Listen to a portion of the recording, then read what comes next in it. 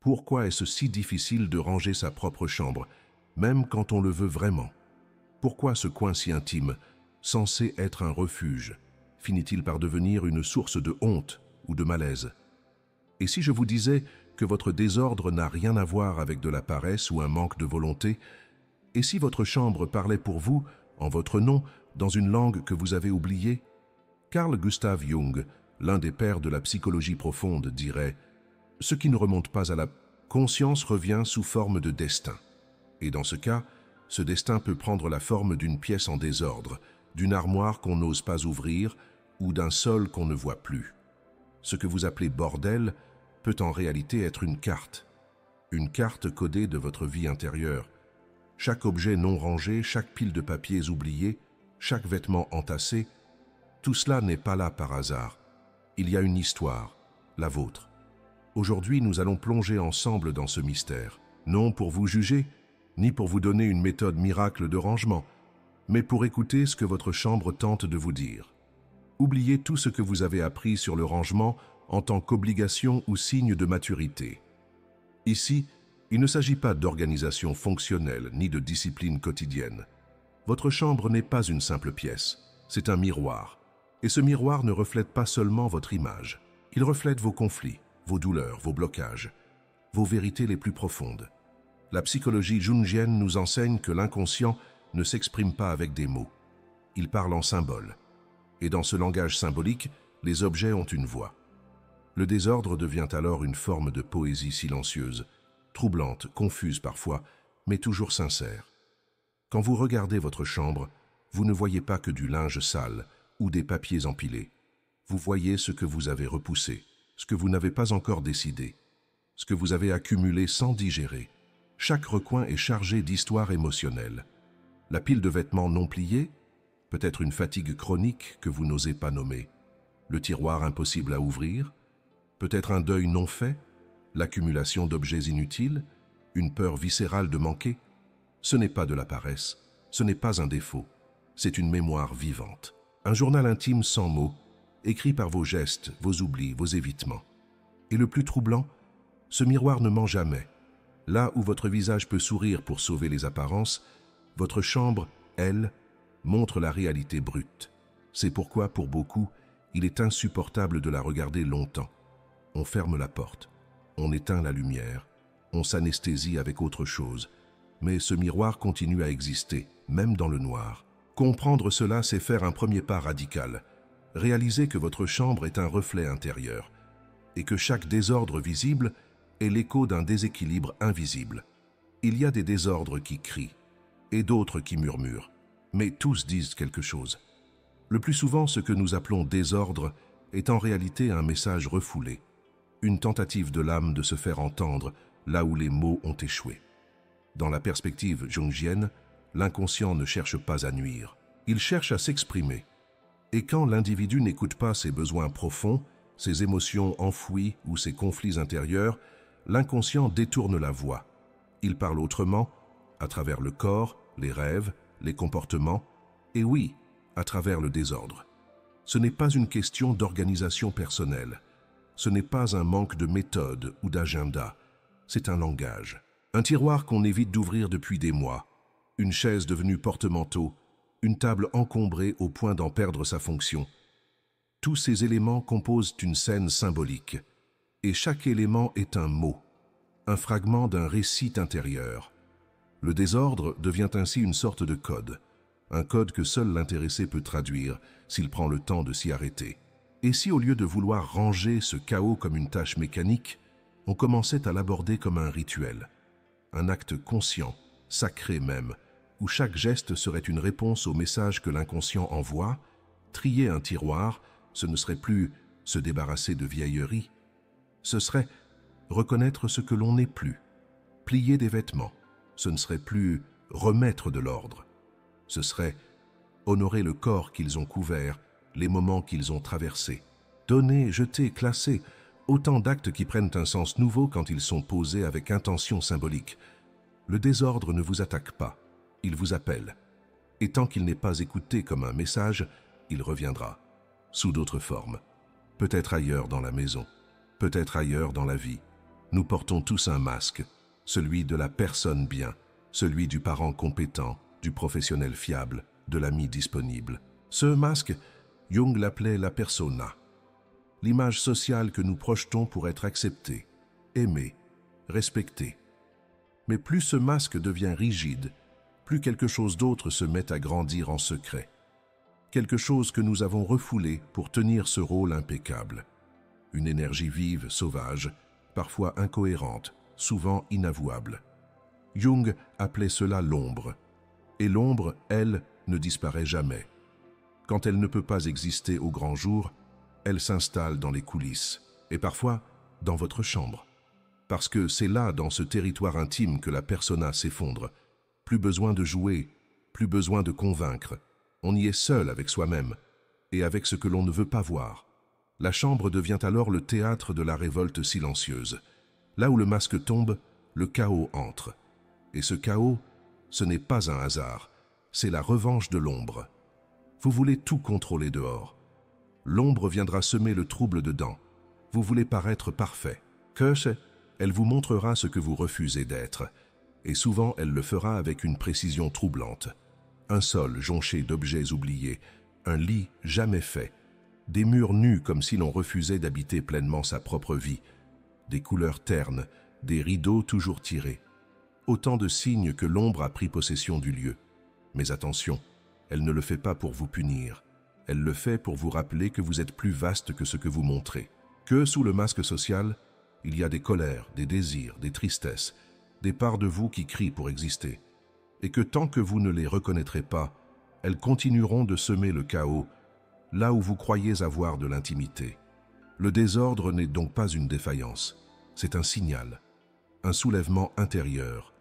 La chambre désordonnée dit « Je ne veux plus prétendre, je veux respirer ». Il y a dans chaque être humain un besoin profond d'autonomie, un besoin de dire non, même silencieusement, à ce qui oppresse, à ce qui étouffe, à ce qui impose. Et parfois, la chambre devient le dernier territoire où ce non peut s'exprimer. Pour ceux qui se sentent constamment surveillés, jugés, sollicités, la désorganisation de leur espace personnel n'est pas un oubli. C'est un geste inconscient de rébellion, une protestation muette, un refus de répondre aux attentes, un cri camouflé dans le désordre. Imaginez une personne qui a toujours été contrôlée, par ses parents, par son entourage, par la société, toujours bien habillée, polie, performante. Et puis, une fois la porte fermée, elle lâche tout. Elle ne range plus, elle ne trie plus, elle entasse. Pourquoi? Parce que là, dans cette chambre, personne ne peut lui dire quoi faire.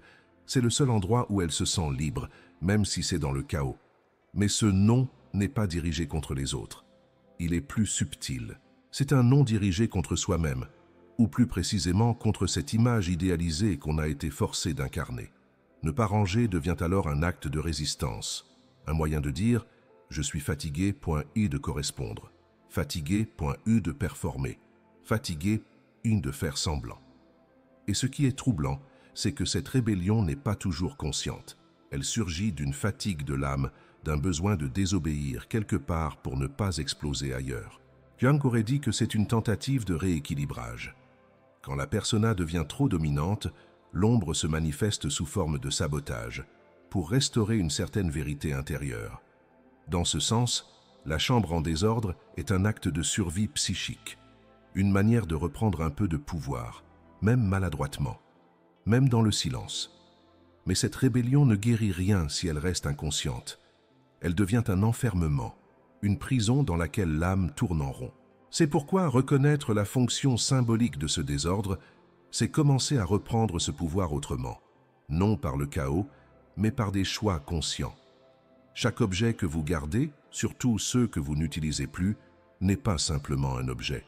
Il est chargé d'un passé, d'une émotion, d'un fragment de vous-même qui n'a pas encore été digéré. Carl Jung appelait cela des complexes, des noyaux d'émotions autour d'une blessure, souvent inconsciente, qui continuent à vivre en nous, sans que nous les contrôlions.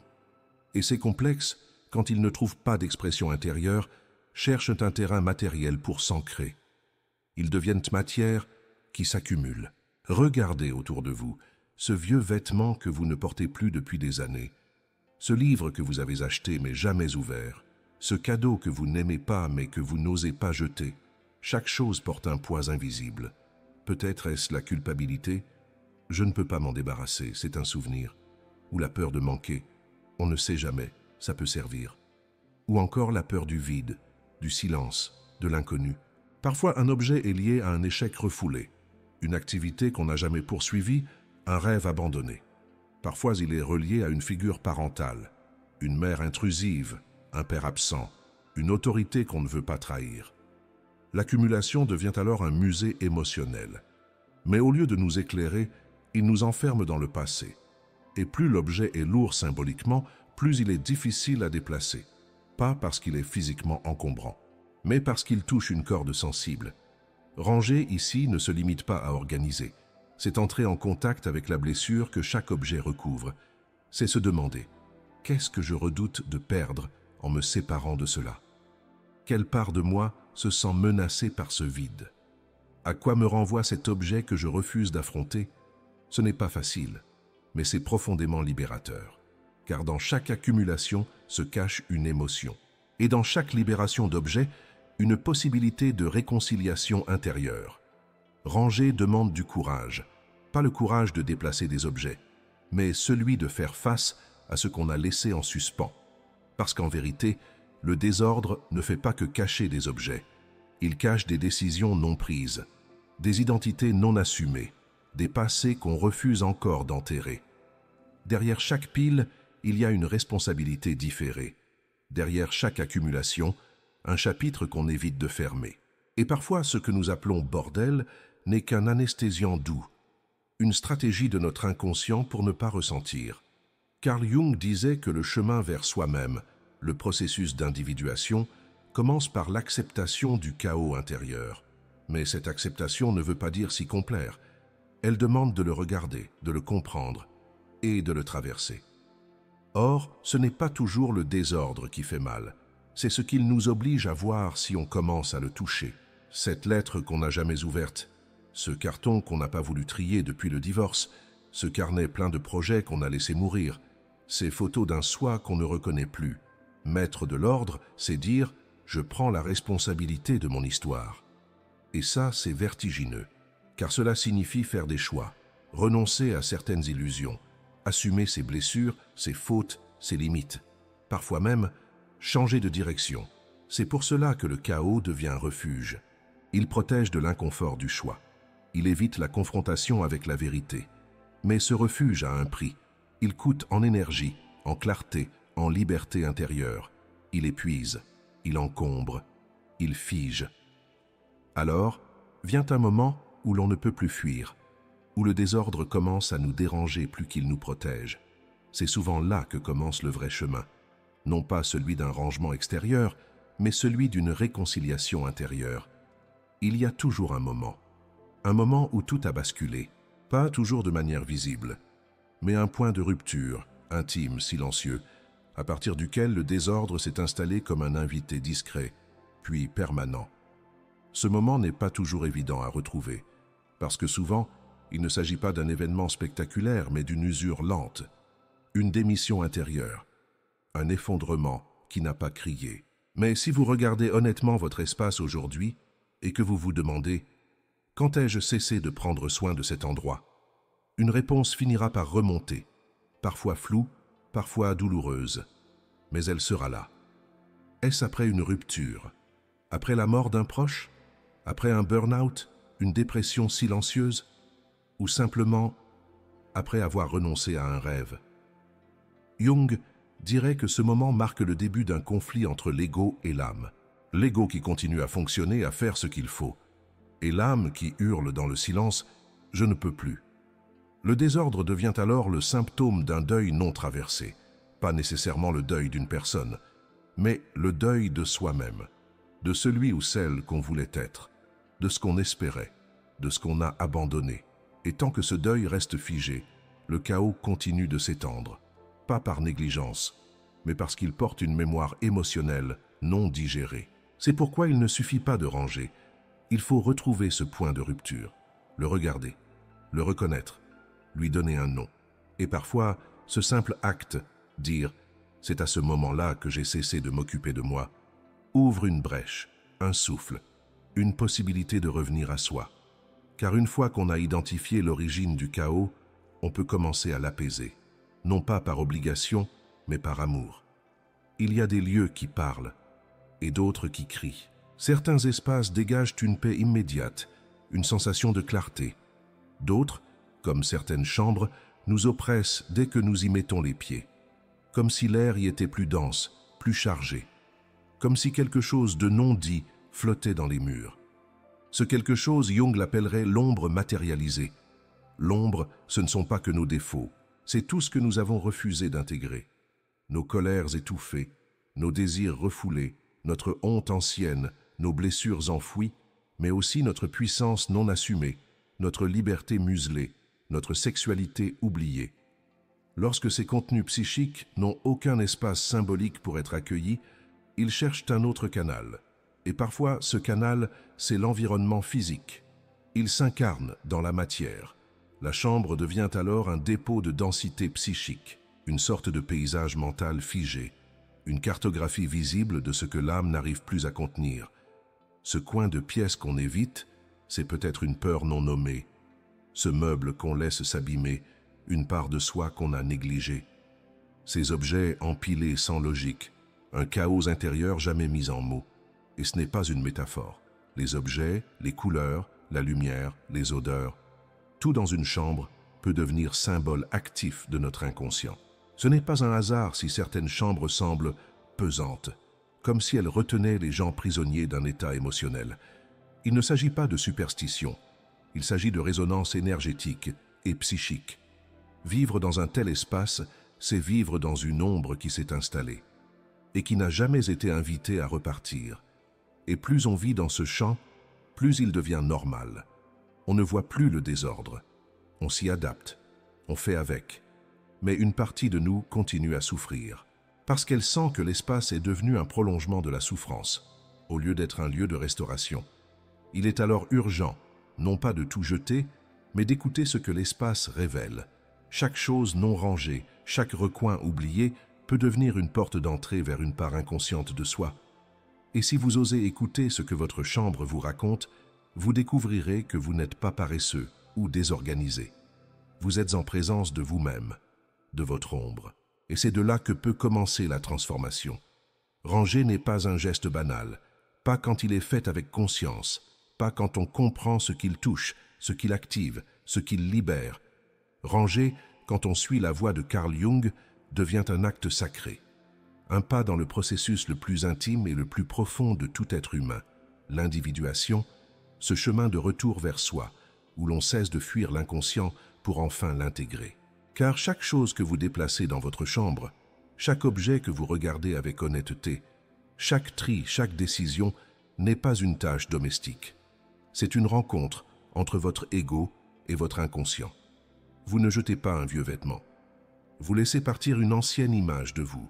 Vous ne réorganisez pas un tiroir, vous créez un nouvel ordre intérieur. Vous ne nettoyez pas une étagère. Vous faites de la place pour une version plus présente, plus consciente de vous-même. Dans le processus d'individuation, on ne cherche pas la perfection, on cherche la vérité intérieure. Et cette vérité se manifeste souvent dans les petits gestes du quotidien. Chaque objet gardé doit avoir un sens, un lien, un élan. Sinon, il devient une entrave énergétique, une ancre à une époque ou à une identité qui n'existe plus. Ranger dans cette perspective devient alors un rituel de séparation entre passé et présent, entre masque et essence, entre ce que vous avez été et ce que vous êtes prêt à devenir. Et plus vous avancez dans ce tri, plus vous sentez quelque chose se réorganiser en vous. Moins de poids, moins de confusion, plus de place. C'est cela, l'individuation. Faire le tri entre ce qui vous appartient et ce que vous portiez sans le savoir. Et parfois, ce tri commence par un tiroir, par une boîte, par une poussière qu'on ose enfin voir.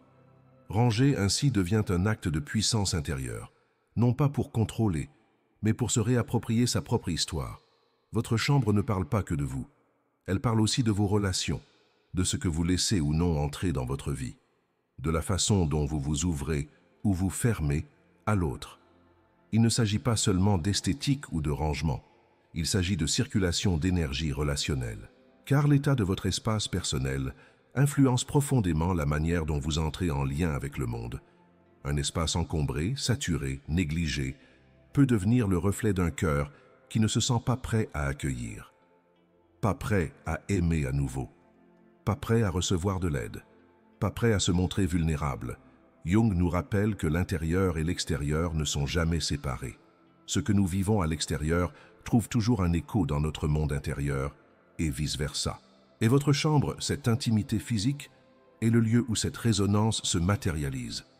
Regardez, oseriez-vous inviter quelqu'un dans cet espace? Avez-vous honte à l'idée qu'un proche entre dans votre chambre? Avez-vous repoussé des rencontres, des élans, par peur d'être découvert dans votre désordre? Ce n'est pas un détail, car souvent le chaos dans la chambre correspond à un flou dans vos frontières relationnelles, des relations sans clarté, des liens marqués par la confusion, la dépendance ou au contraire par une fermeture totale.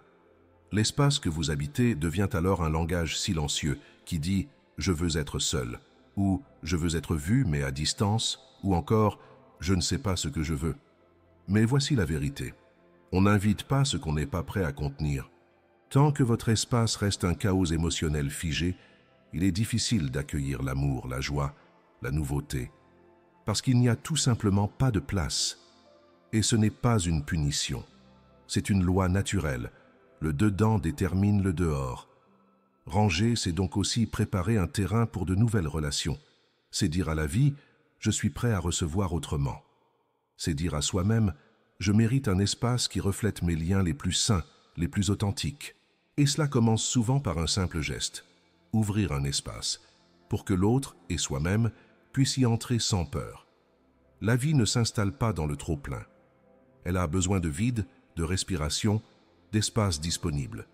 Et cela vaut autant pour votre esprit que pour votre chambre. Dans les traditions spirituelles anciennes, on retrouve toujours la même loi. La prospérité suit l'ordre intérieur, pas un ordre rigide, mais un ordre vivant, fluide, aligné. Jung lui-même, bien que profondément ancré dans l'invisible, soulignait l'importance des manifestations concrètes de l'inconscient. Et l'espace physique, votre chambre, votre maison, fait partie de ce langage profond, car ce que vous accumulez sans conscience devient un blocage énergétique, et ce blocage, même silencieux, agit. Il ralentit, alourdit, retarde. Comment créer quelque chose de nouveau si tous les tiroirs sont pleins de l'ancien? Comment attirer une relation vivante si votre espace est saturé de mémoires mortes? Comment ressentir la joie, l'élan, la fluidité, si chaque recoin est figé dans une histoire que vous n'avez jamais terminée? L'univers fonctionne selon une loi simple. Ce qui est prêt à partir libère de la place pour ce qui veut naître. Mais si vous gardez tout par peur, attachement ou oubli, vous envoyez un message clair. Je ne suis pas prêt à recevoir. Et alors, rien ne bouge. Ou pire, ce qui entre en conflit avec ce qui n'a jamais été libéré. Ranger ici devient donc un acte d'ouverture à l'abondance. Un acte qui dit « Je suis prêt à faire de la place pour du neuf. Je suis capable de me séparer de ce qui ne me nourrit plus. Je choisis la vie plutôt que l'attachement au passé. » Et vous verrez que parfois, après avoir vidé un placard ou simplement déplacé un meuble, quelque chose change. Pas seulement autour de vous, mais en vous. Une légèreté, une sensation de mouvement, une intuition renouvelée. Comme si l'univers vous répondait « Enfin, tu as ouvert la porte ». Ce n'est pas magique, c'est psychique, c'est énergétique et c'est puissant. Ranger ne devrait jamais être un automatisme, pas quand il touche à l'inconscient, pas quand chaque objet porte une mémoire, une émotion, un fragment de vous. Carl Jung ne nous a pas laissé une méthode de rangement, mais il nous a transmis une manière de regarder la vie intérieure avec profondeur. Et c'est cela que nous pouvons transformer en rituel. Le rangement, dans cette perspective, devient un acte symbolique et thérapeutique, pas mécanique, pas perfectionniste, mais réconciliateur. Voici une proposition simple mais puissante. Avant de commencer, ne vous demandez pas par quoi commencer. Demandez-vous plutôt quel endroit dans ma chambre contient le plus de silence non exprimé. Quel objet m'appelle, m'intrigue, me dérange? Commencez par là. pas pour tout ranger, mais pour écouter, et puis un par un, touchez chaque objet comme si vous parliez à une part ancienne de vous-même. Prenez un vêtement. Souvenez-vous de qui vous étiez quand vous le portiez. Prenez un carnet. Lisez une phrase. Reconnaissez votre voix du passé. Prenez un souvenir. Sentez ce que votre corps ressent. Joie, nostalgie, tristesse, et puis dites, à voix basse si vous le pouvez, « Merci pour ce que tu as été. Je ne te renie pas, mais je n'ai plus besoin de toi. » En espagnol, ce rituel a été popularisé comme une forme de gratitude libératrice. Gracias por lo que fuiste. Ya no te necesito. Ce n'est pas un jet, c'est une libération consciente. Un adieu en paix. Car l'âme ne se libère pas par la force, elle se libère par la reconnaissance. Et c'est cela le rituel jungien du rangement. Un moment où vous devenez l'analyste de votre propre histoire, où vous accueillez, comprenez et relâchez, sans violence, sans rejet, sans honte. Il ne s'agit pas de vider toute la pièce, il s'agit de poser des actes symboliques qui ouvrent un espace intérieur nouveau. Et ce qui commence par un tiroir peut vous amener à reprendre contact avec une version de vous que vous aviez oubliée, négligée, voire abandonnée. Ce rituel n'est pas une tâche, c'est un passage. Et parfois, c'est tout ce qu'il faut pour que l'inconscient sente enfin que vous êtes prêt. Et s'il y avait au fond de vous une version de vous-même, plus libre, plus légère, plus vraie. Une version qui vous regarde avec tendresse et vous murmure « Je t'attends. Range pour que je puisse entrer. » Ce moi futur n'est pas une image idéalisée. Ce n'est pas un fantasme de perfection. C'est la part de vous qui est prête à émerger, mais qui ne peut pas encore vivre dans un espace saturé de passé non digéré. Elle ne réclame pas une chambre immaculée. Elle réclame un passage, une ouverture, un signal. Quelque chose qui dise « Je suis prêt à changer d'histoire ». Chaque objet gardé sans conscience est un poids. Chaque zone d'ombre dans votre chambre est un endroit où votre futur ne peut pas encore poser le pied. Car l'avenir a besoin d'espace et de présence. Il ne peut pas coexister avec des souvenirs figés, avec des versions mortes de vous-même, avec des engagements invisibles que vous n'avez jamais osé rompre. Mais dès que vous commencez à trier, dès que vous osez jeter ce qui ne vous nourrit plus, garder ce qui vous fait vibrer, repenser ce que vous voulez voir en vous, alors vous ouvrez un pont entre aujourd'hui et demain. Votre moi futur ne surgira pas par magie. Il entrera discrètement, par les tiroirs nettoyés, les draps changés, le sol retrouvé. Il s'installera dans la lumière que vous aurez laissé entrer, dans les coins que vous aurez cessé de fuir. Et un jour, sans que vous sachiez comment, vous vous sentirez habiter votre chambre différemment, avec un souffle nouveau, une sensation d'alignement, comme si enfin vous étiez rentré chez vous.